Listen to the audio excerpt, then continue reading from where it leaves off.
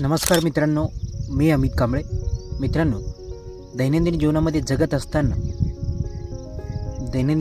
जगत असताना काही महत्त्वाच्या गोष्टी आपल्याला समजून घ्यायच्या असतात. ते कशा पद्धतीनं समजून घ्यायचं आणि काय करायचं, ह्या सगळ्या गोष्टी मी या व्हिडिओमध्ये सांगणार आहे.